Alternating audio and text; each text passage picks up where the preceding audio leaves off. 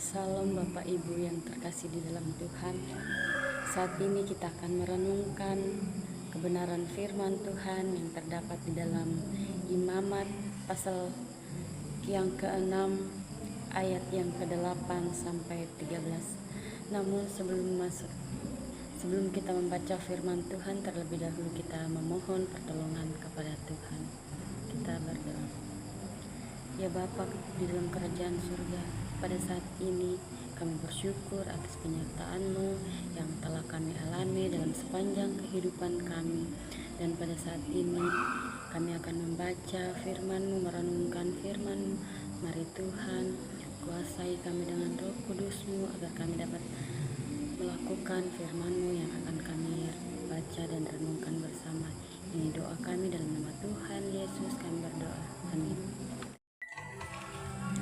Bapak Ibu Saudara yang terkasih di dalam Tuhan, firman Tuhan dalam Imamat pasal 6 ayat 8 sampai 13. Lembaga Alkitab Indonesia memberi judul Korban Bakaran. Firman Tuhan berbunyi demikian.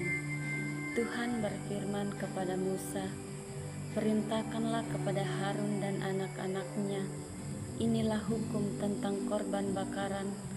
Korban bakaran itu haruslah tinggal di atas perapian di atas mezbah semalam-malaman sampai pagi. Dan api mezbah haruslah dipelihara menyala di atasnya. Imam haruslah mengenakan pakaian lenannya dan mengenakan celana lenan untuk menutup auratnya. Lalu ia harus mengangkat abu yang ada di atas mezbah sesudah korban bakaran habis dimakan api, dan haruslah ia membuangnya di samping mezbah.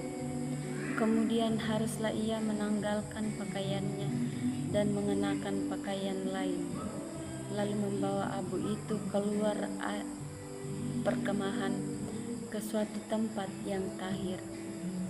Api yang di atas mezbah itu harus dijaga supaya terus menyala. Jangan dibiarkan padam. Tiap-tiap pagi imam harus menaruh kayu di atas mezbah, mengatur korban bakaran di atasnya, dan membakar segala lemak korban keselamatan di sana.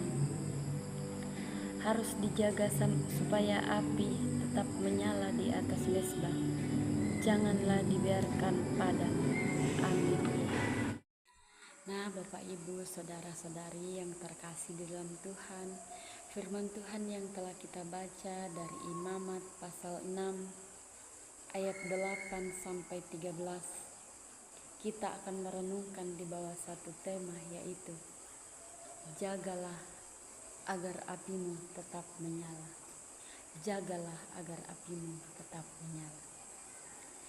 Nah, saudara-saudari yang terkasih di dalam Tuhan, kalau saudara pernah memperhatikan proses penyulingan nilam yang kurang lebih 20 jam, api itu harus tetap menyala, tidak boleh padam. Agar api itu terus menyala, maka bahan bakarnya harus terus diisi dan dijaga. Demikian pula dengan iman kita.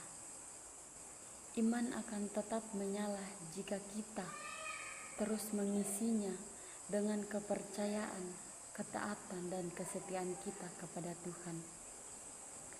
Saudara-saudari, Bapak Ibu yang sama dikasihi Tuhan, setelah Allah memberikan aturan tentang apa yang harus dipersembahkan bangsa Israel, kini Allah melalui Musa memerintahkan Harun dan anak-anaknya tentang apa yang harus mereka lakukan mengenai kurban bakaran. Dikatakan bahwa kurban itu harus tetap dijaga atas perapian di atas mezbah sepanjang malam, dan api mezbah itu harus tetap menyala. Dalam menjaganya pun para imam tidak boleh sembarangan. Mereka harus mengenakan pakaian lenan dan celana lenan. dan mereka juga harus menggantinya ketika kurban itu sudah menjadi abu. Bukan itu saja, setiap pagi para imam harus menaruh kayu di atas mezbah, mengatur kurban bakaran, dan membakar kurban keselamatan di sana. Dengan cara demikianlah api di atas mezbah tetap menyala dan tidak boleh padam. Nah, Bapak, Ibu, saudara-saudari yang terkasih di dalam Tuhan, sedemikian mendetail atau terperinci Allah memberikan perintah untuk menjaga api persembahan.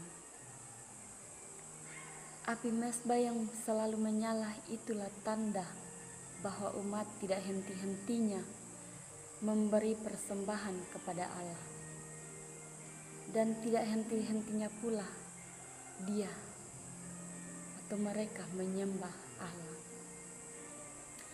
Nah, Bapak, Ibu, saudara-saudari yang terkasih di dalam Tuhan, apa makna firman Tuhan dalam kehidupan kita? Dalam kehidupan rohani, kita pun harus terus menjaga iman kita seperti menjaga api. Dalam kehidupan persekutuan, kita pun harus menjaga iman kita seperti menjaga api agar tetap menyala. Sebagai pendeta, sebagai pemimpin, dan sebagai jemaat, kita harus terus menjaga hidup kita seperti menjaga api agar tetap menyala hingga akhir pelayanan dan kehidupan kita. Bahkan ketika Tuhan mempercayakan kita menjadi pemimpin dalam persekutuan, kita harus senantiasa menjaga agar api kita tetap menyala hingga akhir. Kita harus tetap menjaga agar semangat pelayanan itu tetap berkobar-kobar dalam hidup kita. Saudara-saudara, Bapak, Ibu yang sama dikasihi Tuhan, Yesus Kristus telah mendamaikan kita dengan Allah Bapa dan memberi kita anugerah iman sehingga kita dapat menikmati persekutuan dan pelayanan kita, persekutuan dalam kekudusan. Sekarang bagaimana kita menjaga iman kita agar tetap menyala, menjaga hidup kita agar tetap setia dan semangat dalam melayaninya. Nah, Bapak, Ibu yang sama dikasihi Tuhan, bagaimana cara supaya api kita tetap menyala? Yang pertama, kita harus menjaga kekudusan hidup kita. Jika para imam mengenakan pakaian lenan, itu kita dapat maknai bahwa kita harus menunjukkan perilaku yang bersih dan berkenan di hadapan Tuhan. Kita harus tetap menjaga, kita harus terus menjaga kesucian hidup kita, kesucian pelayanan kita. Yang kedua, menjadikan firman Tuhan sebagai sumber otoritas dalam hidup dan pelayanan kita. Jika para imam menaruh kayu di atas mezbah setiap pagi, itu berarti bahwa kita harus menaruh firman Tuhan di dalam hati kita setiap hari sebelum kita menjalankan kegiatan sepanjang hari. Sola Scriptura artinya bahwa dalam pelayanan kita harus percaya bahwa Alkitab merupakan satu-satunya sumber otoritas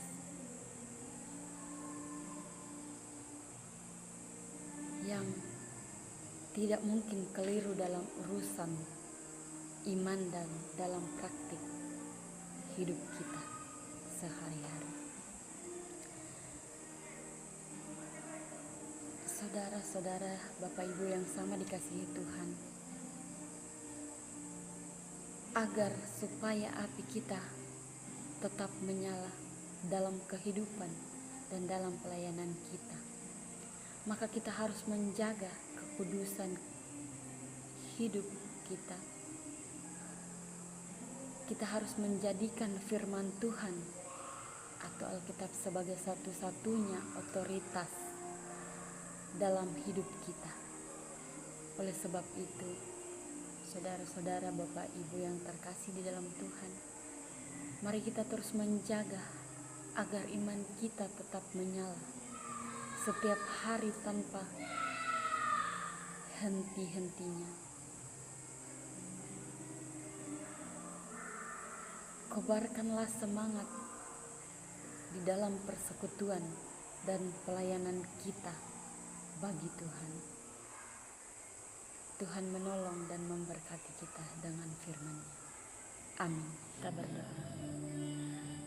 Puji syukur kami persembahkan kepada-Mu Tuhan pada saat ini. Terima kasih untuk firman-Mu yang boleh datang ke tengah-tengah kami, yang boleh datang dalam kehidupan kami.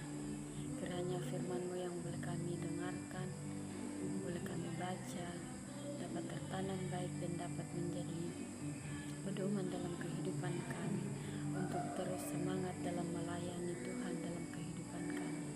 Ini doa kami dalam nama Tuhan Yesus. Amin.